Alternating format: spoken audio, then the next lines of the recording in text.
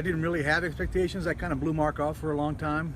Took about a month and a half for him to get in front of me because I've heard the pitch over and over again. We got the next best thing with the newest thing. We're going to get in front of your customers. We're going to make appointments for you.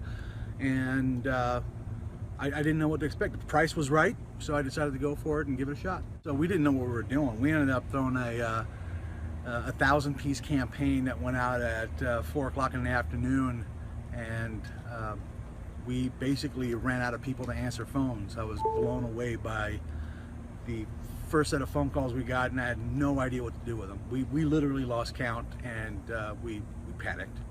We basically panicked, and we decided to go with smaller numbers from that point on forward. Probably 5 minutes after the campaign dropped, and I'm sitting in the BDC, in my office in the back of the BDC, and I'm answering phones. I got salespeople answering phones. I got everybody that can have in the BDC and the internet department answering phones, and there were still phones to be answered. So I go running out in the middle of the showroom, yelling as I'm running across the floor, "I need an available salesperson that's not with a customer.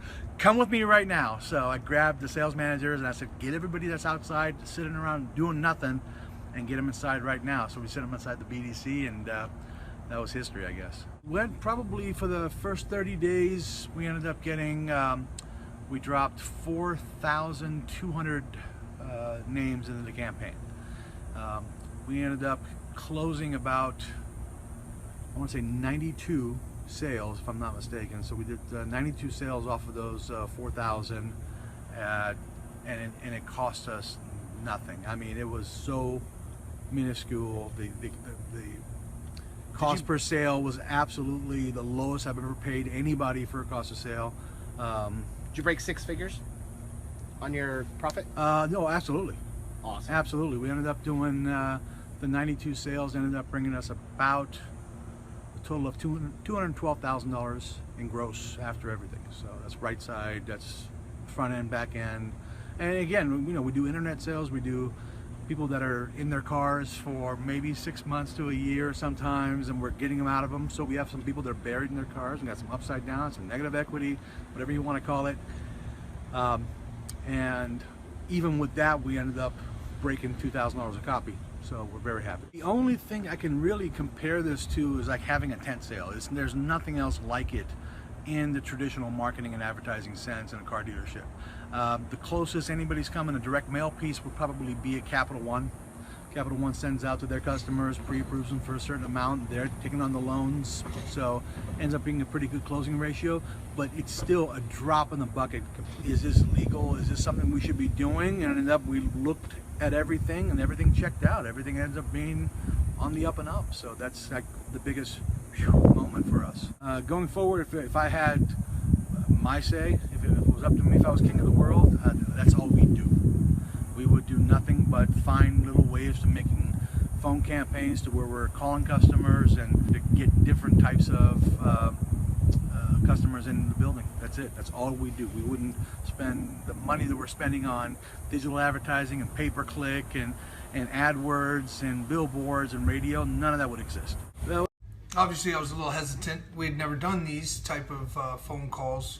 We heard about the technology a little bit, but wasn't very privy of how it worked and how to set up the store for it.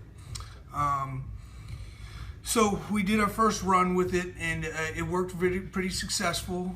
We weren't set up properly for it because we weren't, we just had never done it before. So we needed to know, exactly, how many people we needed in, to be able to pick up the calls, the amount of volume of the calls that come in, how to handle the calls, how to answer the phone calls, and training was an issue at the beginning.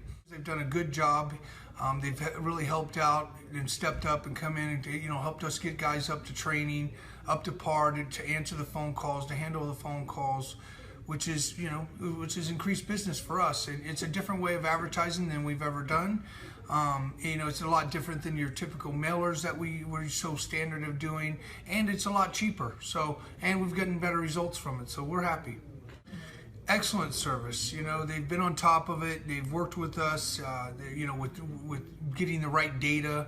I think data has a lot to do with whether it's successful or not. Obviously, them coming in and actually training the guys on how, with word tracks and things like that has made it much easier for us to get these guys trained up and answering the phone properly. Definitely impressed on, you know, how many phone calls we did get out of, how many that we sent out, you know, how many called back.